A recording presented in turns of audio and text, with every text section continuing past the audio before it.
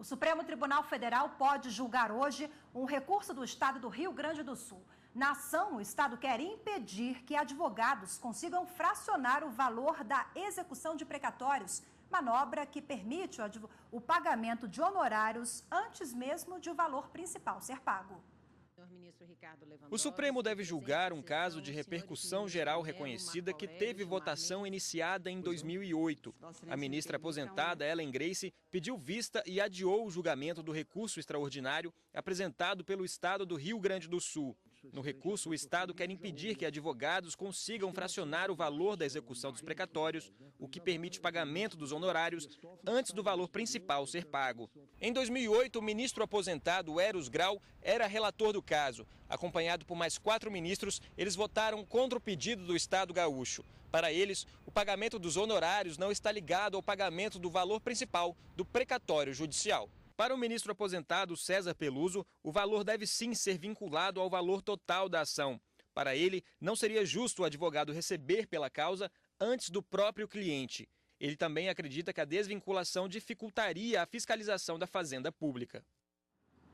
E aqui no estúdio está a nossa consultora jurídica da TV Justiça, Gisele Reis, que vai explicar para a gente os processos na pauta de hoje no plenário do Supremo Tribunal Federal. Gisele, boa tarde. Boa tarde, Rafaela. Mais uma vez, boa tarde a todos. Gisele, eu queria que você explicasse quais são os honorários que foram mencionados agora na reportagem do Dalai. São aqueles entre clientes e advogados?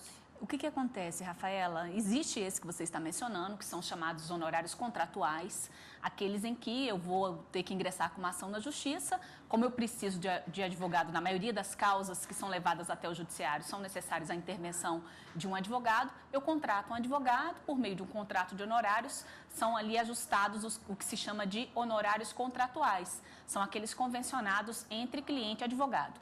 Não são desses honorários que está tratando o processo que nós estamos nos referindo.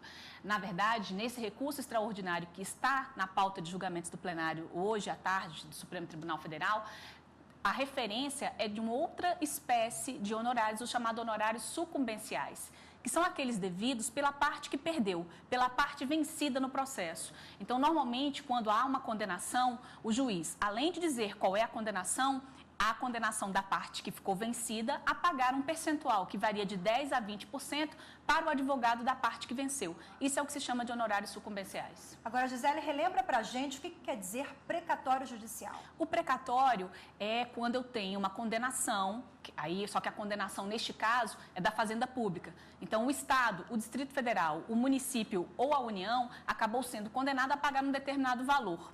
Neste caso, é expedido o que se chama de precatório judicial, e é a partir do momento em que você tem esse precatório judicial, ou seja, é por meio do precatório judicial que eu tenho o pagamento das condenações judiciais em que ficou os entes públicos são condenados a pagar alguma coisa. Então, a partir do momento em que eu tenho a expedição desse precatório judicial, aquela pessoa passa a ser efetivamente credora do poder público. Existem 2 situações que levam a esses pagamentos, né?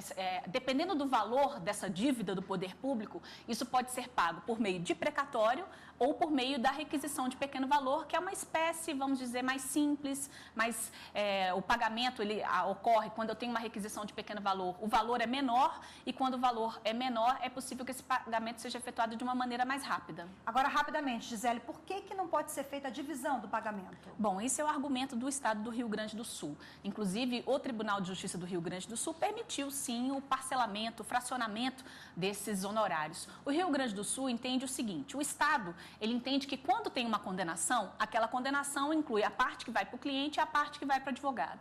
Então, o que deve ser feito é somar esses 2 valores, e aí tem-se a expedição de um precatório só para pagar essa dívida decorrente daquele processo. Já a OAB e os advogados, eles entendem o contrário. Eles entendem que é possível como são questões distintas, uma coisa é o que será pago para o cliente, outra coisa é o que será pago para o advogado. Se aquele valor que for destinado ao advogado for um valor que comporte, por exemplo, uma requisição de pequeno valor por conta da condenação dos honorários sucumbenciais, seria possível, então, desmembrar. A parte seria, então, aguardaria a expedição do precatório, o pagamento do precatório de acordo com as regras próprias aplicáveis ao precatório, e o advogado poderia receber por meio da requisição de pequeno valor. Essa é a grande discussão. Ok, Gisele. O governo do estado do Alagoas edita lei que exige depósito para quem entrar com recurso nos juizados especiais. A OAB questionou a norma e o caso deve ser julgado hoje pelo Supremo. O Supremo deve retomar o julgamento de uma ação direta de inconstitucionalidade proposta pelo Conselho Federal da Ordem dos Advogados do Brasil, que questiona uma lei do estado de Alagoas. A regra exige depósito prévio para entrar com recursos nos juizados especiais cíveis do estado. Para a OAB, a exigência afronta a Constituição Federal e a Assembleia Legislativa de Alagoas não poderia legislar sobre direito processual, o que é de competência da União. Ainda defenderam que a exigência pode gerar a violação de direitos fundamentais. A Procuradoria-Geral da República se manifestou a favor da ação. A relatora do caso é a ministra Carmen Lúcia. Gisele, explica pra gente quais são as causas julgadas nesses juizados especiais. Os juizados especiais, eles vieram a partir de uma intenção do Constituinte, inclusive, de dar mais celeridade a determinadas causas. Então, a própria Constituição estabeleceu a criação dos juizados especiais para julgar causas de menor complexidade, no caso dos juizados cíveis, e no caso dos juizados criminais, naqueles ilícitos de menor potencial ofensivo.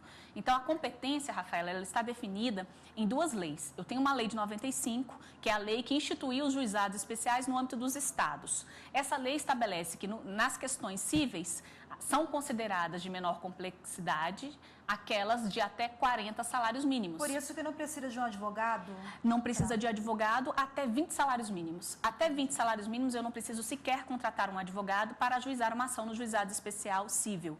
Mas se essa causa for acima de 20 salários mínimos e até 40, continua sendo da competência do juizado especial cível, mas aí seria necessário um advogado.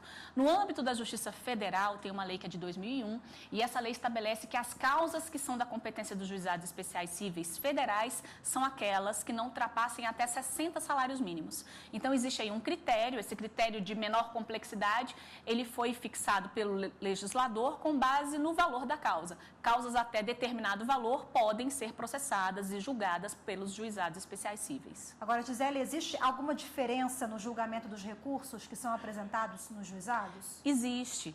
Normalmente, vou explicar primeiro a situação mais comum. Quando eu ingresso com uma ação, por exemplo, que vai para a vara cível, eu tenho uma sentença, aquela sentença, se eu for apresentar algum tipo de recurso, uma apelação, por exemplo, aquela apelação vai para o Tribunal de Justiça e vai ser julgada, então, por um órgão do Tribunal de Justiça composta por desembargadores, que é a segunda instância do tribunal. Quando eu estou diante dos juizados especiais cíveis, a causa, existe uns prazos recursais, inclusive, são diferenciados. É possível que, então, eu apresente um recurso, mas esse recurso ele é julgado não por desembargadores. Ele é julgado pelo que se chama de turma recursal. E a turma recursal é composta por juízes. Então, existe sim uma diferenciação. Agora, o grande destaque desse caso é no que diz respeito a uma condição que foi imposta pela lei estadual, no sentido de que esses recursos só poderiam ser apreciados, ser julgados, se houvesse antes o depósito prévio de 100% do valor da condenação. E o que se argumenta é que esse depósito acabaria inviabilizando o acesso das pessoas a uma revisão, a uma rediscussão da causa, a possibilidade de terem os seus recursos apreciados.